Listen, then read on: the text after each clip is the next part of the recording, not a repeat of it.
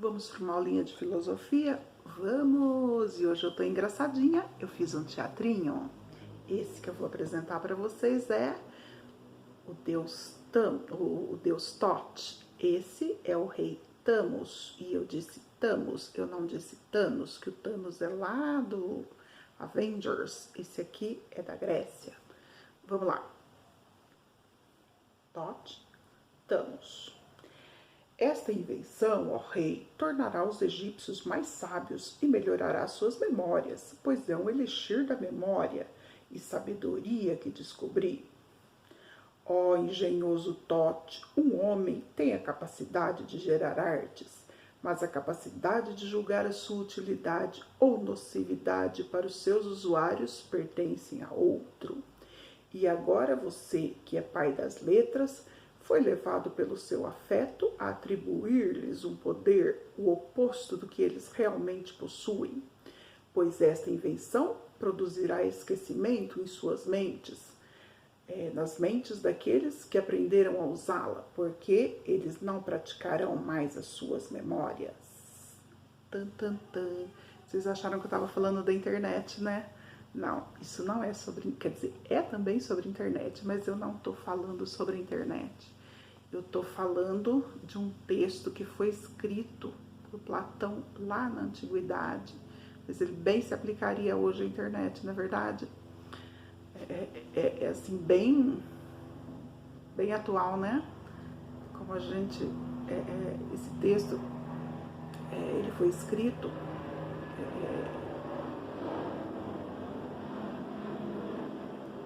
por Platão, desculpa, gente, deu um branco. Esse texto ele foi escrito por Platão, tá? Sobre Sócrates, falando de Sócrates, né? É um texto chamado Fedro, né? Um livro, né? Chamado Fedro. Nessa citação, Sócrates ele está usando um suposto diálogo, tá? Entre o deus egípcio Thoth e o inventor da escrita, que é o Thanos. O Thoth, né, seria o inventor da escrita, e o Thanos, né, que é um rei do Egito, para explicar ao Fedro, né, os perigos da escrita.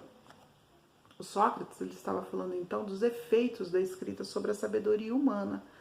Né? O Thoth acredita que através da sua criação, né, através da escrita, ele encontrou uma maneira de preservar as memórias dos egípcios.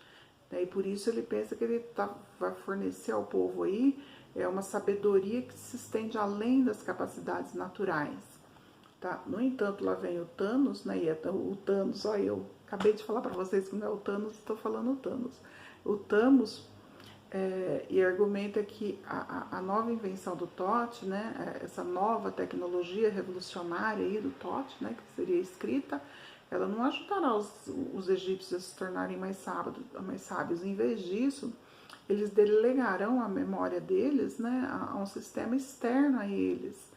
Né, e assim eles perderão a sua capacidade natural de memória interna, né, o que é a pedra fundamental do conhecimento aí, né, a memória, né. Então, as suas memórias e assim, a sua sabedoria, né, com o tempo iam se degradando aí, né. Então, à medida que o conhecimento se torna cada vez mais armazenado em símbolos, né, que seria a escrita. Tá? Isso parece bem familiar, não parece? Se fosse hoje, o Thoth poderia muito bem estar falando da internet, né? Quantas coisas a gente não deixa ali na internet.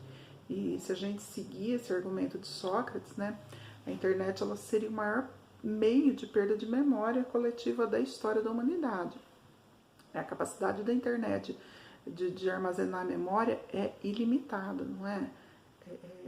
Embora se demonstra que os livros, ali ao contrário, né, do que eles achavam, aumentam muito a capacidade da memória, né, a tendência de confiar na tecnologia moderna, em particular a internet, um vasto banco de memória externa ali, né, ele está levando a gente cada vez mais à perda de memória. E por que que isso acontece? A gente não precisa se preocupar mais em memorizar alguma coisa, né? É algo que está ali, acessível a um toque, né? Você deixou lá na internet, lá no seu computador, aí acessou lá, tá tudo lá, né? Então, lembram que na aula passada eu falei para vocês que o Sócrates era avesso à escrita? Então, eu vou falar um pouquinho disso agora com vocês, né? E tem a ver com esse texto aí, né? Que eu relacionei aí com a internet, mas que era explicando a aversão dele, né? A escrita, tá? Então, a gente vê várias referências à rejeição de Sócrates quanto à escrita, devido aos vários perigos dessa exteriorização de ideias. Tá? No entanto, a gente deve notar que somente através dessa exteriorização é que a gente é alertado sobre esses perigos. Né? É controverso, né? O Sócrates ele era um orador, mas o Platão era um escritor. Né? E lembra que a gente falou, né, que Sócrates não deixou nada escrito. Uma grande parte, né, do que se sabe sobre Sócrates foi escrito por Platão, né? Então, o Platão era um escritor. Então, o legado do Sócrates, ele vive através dos escritos do Platão, né? Através de livros, né, que o Platão deixou. Então, é bastante controverso, né? Porque se não fosse a escrita, acredito que hoje ninguém saberia quem era o Sócrates, né?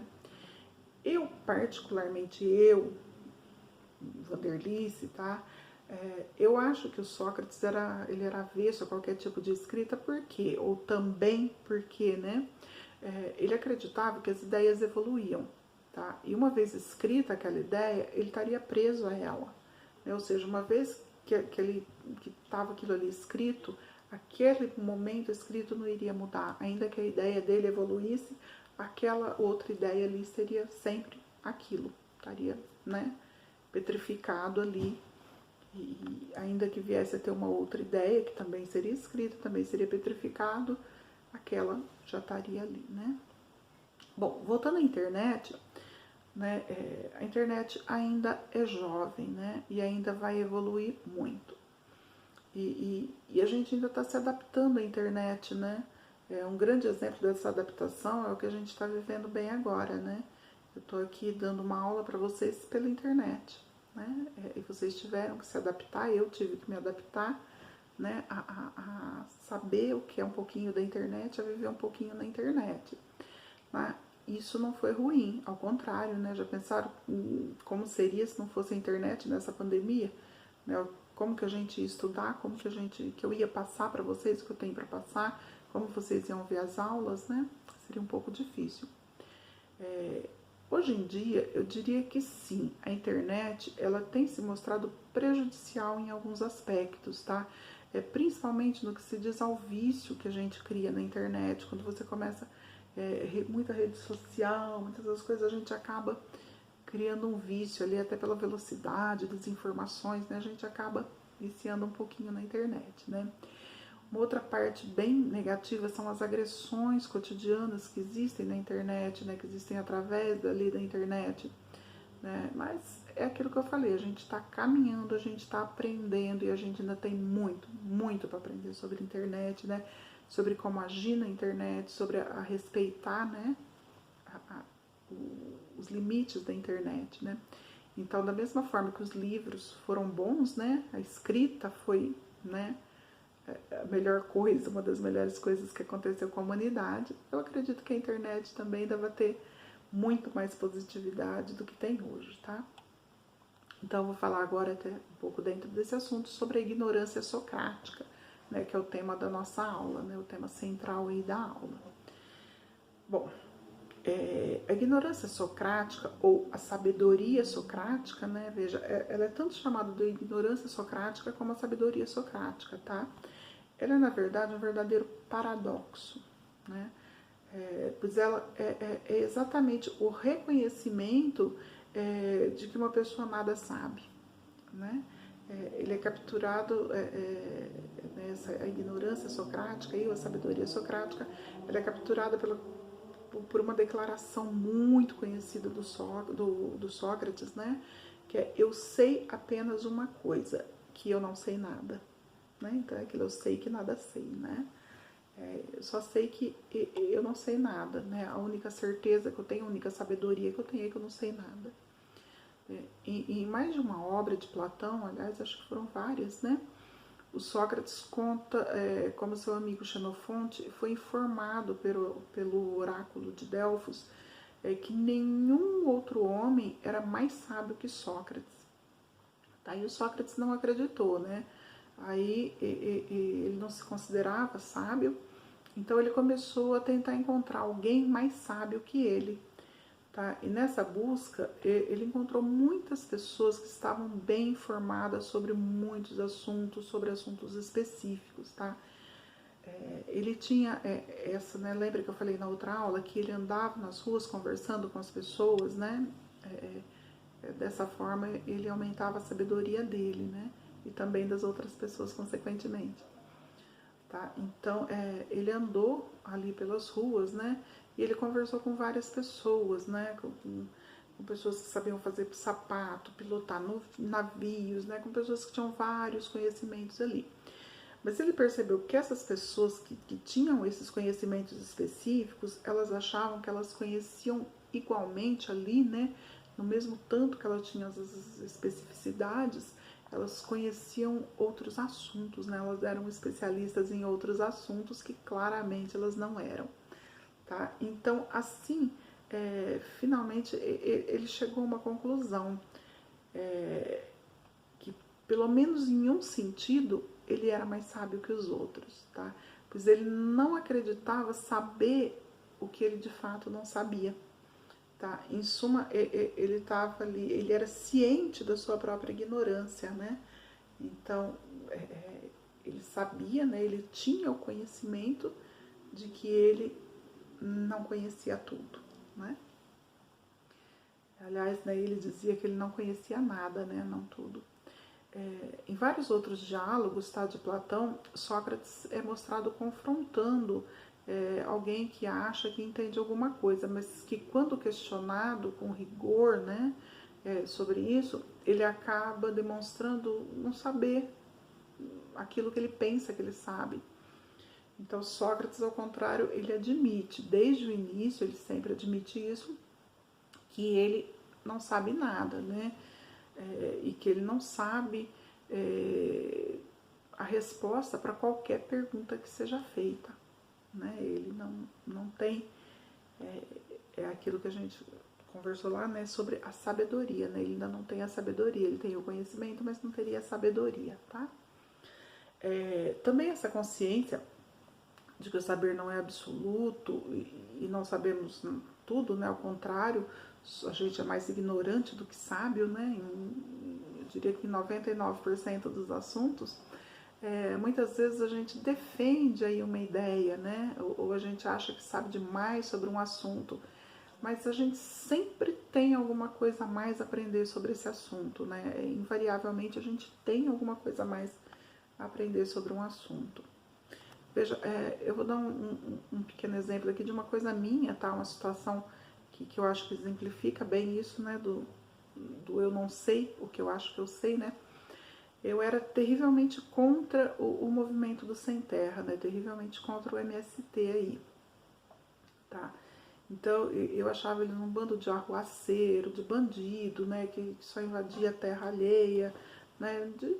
De um bando mesmo, tá? O conhecimento que eu tinha era aquele conhecimento do senso comum, tá? Era aquilo que a gente vê nas mídias, né? Que outras pessoas contam.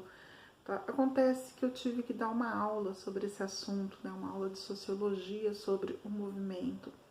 Né? Aí o que eu fiz? Eu fui estudar sobre ele, né? Claro que eu não posso dar uma aula para vocês diante daquilo que eu acho, né? Não é uma aula de opinião, né? Eu tive que estudar sobre isso. E eu fui lá estudar sobre o MST, né? E aí eu passei dias, né? Dias e dias estudando sobre isso. E hoje eu vejo o quanto eu estava errada, o quanto eu achava que eu sabia e eu não sabia nada, né?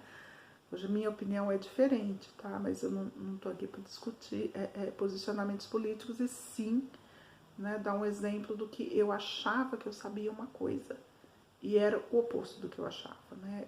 Era outra coisa. A partir do momento que eu estudei, né, que eu fui ali, que eu fui questionar, que eu fui, né, a fundo numa questão, eu descobri que eu não sabia nada, né? Então, esse é um exemplo particular meu. Eu aposto que todo mundo tem um exemplo, né? 1, 2, 3, vários, né? Eu poderia dar vários meus aqui também, né? De coisas que a gente acha que sabe e não sabe, tá? Então, usando essa sabedoria socrática, a gente pode refletir sobre o que realmente a gente sabe sobre um assunto, né? E a gente pode, dessa forma, fazendo perguntas a nós mesmos, né? Sobre o quanto a gente sabe sobre algo. Por exemplo, eu sei que uma caneta é uma caneta, não sei, e sei que ela serve para escrever, mas quantas coisas eu não sei sobre essa caneta? Né? É infinitamente maior as coisas que eu não sei do que as coisas que eu sei. Por exemplo, alguém aqui sabe como é feita uma caneta? Eu não sei. Tá? Como, quando e por que essa caneta foi inventada e por quem essa caneta foi inventada? Como é feita a tinta de uma caneta? Ou seja, né, aqui eu estou dando, claro, um exemplo muito simplista, né, uma caneta, mas qualquer assunto ele pode ser complexo e qualquer assunto pode ser motivo de uma indagação aí pra gente. A gente realmente conhece sobre isso? A gente realmente conhece, a gente sabe realmente do que está falando, né? Então, viram lá, como que eu disse lá nas primeiras aulas, que a filosofia, ela faz a gente pensar, né? Ela não é só ali conhecer a vida dos filósofos, ela é fazer a gente, ensinar a gente a pensar, né? Então, essa é uma forma de aprender, tá? A gente se perguntar se a gente sabe realmente tudo sobre aquele assunto, né? Sobre qualquer assunto, gente, sobre uma simples caneta, sobre uma opinião, sobre, né? Sobre a própria internet, né? Que a gente falou lá no começo da aula. Né? A gente sabe tudo sobre a internet? Claro que não, a gente não sabe nada sobre a internet, né? A gente está aprendendo agora, como eu falei. No Mênon, né, que é outra obra do Platão, Sócrates é perguntado por Mênon se a virtude pode ser ensinada. Tá? E aí o Sócrates responde dizendo que ele não sabe, porque ele não sabe o que é virtude. Tá? Então o Mênon ele fica ali espantado, né, com a ignorância do Sócrates. Mas depois de um tempo de diálogo com o Sócrates, ele percebe que ele também não sabe o que é virtude, né? Depois de 3 tentativas dele explicar ali para o Sócrates, né? Lembra-se que o Sócrates ele não se conformava com uma resposta, né? Ele ia indagando, indagando, indagando, e aí ele acabou descobrindo que ele também não sabia o que era uma virtude, né? Então ele se queixa, né, que o Sócrates ele entorpeceu a mente dele, assim como uma raia entorpece sua presa, né? Ele que costumava ser capaz de falar eloquentemente, né, sobre a virtude, agora nem consegue dizer o que ela é. Né? Então essa foi uma frase, né, do livro, né? E é bem explicativa realmente, né? O Sócrates ia indagando, indagando, indagando ali, fazendo ele pensar, né? Fazendo ele refletir sobre o que era virtude. Chegou num ponto que ele chegou à conclusão de que ele não sabia o que era virtude, né? Na sequência do diálogo, né, o Sócrates ele mostra como limpar a mente das ideias falsas, mesmo que isso deixe alguém em estado de ignorância. É um passo valioso e até mesmo necessário para se aprender alguma coisa. E como que a gente faz para limpar a mente? Alguém saberia dizer? Não, né? A gente tem que deixar de lado os nossos preconceitos, tá? Toda aquela ideia já formada que a gente tem de alguma coisa, a gente tem que deixar de lado e deixar tudo que a gente sabe ali sobre alguma coisa ou que a gente acha que sabe, né, sobre alguma coisa, sobre um assunto e começar a estudar ele do zero, como se a gente não soubesse nada, né? Então, essa era a nossa aula de hoje. O recadinho que eu tenho para vocês é o seguinte: talvez em agosto a gente volte em aula presencial, né? Isso é muito bom, né? Muito gostoso, né? Tô doida para conhecer vocês pessoalmente, tá? Então, talvez em agosto a gente volte aí com aula presencial, né? Vamos torcer para dar certo, né? Outra coisinha Quem assistiu a aula é só dar ela como concluída, né? Eu coloco como atividade, vocês dão ela como concluída no Classroom, tá? É dessa forma que eu dou a presença para vocês. Quem não assistiu a aula, quem não concluiu a aula, vai ficar com falta. E falta é grave, né, gente? Bom, então até a próxima aula, quando a gente vai falar sobre argumentos, tá? Aí a gente vai entrar num outro tópico aí. E até lá então. Beijo pra vocês. Tchau.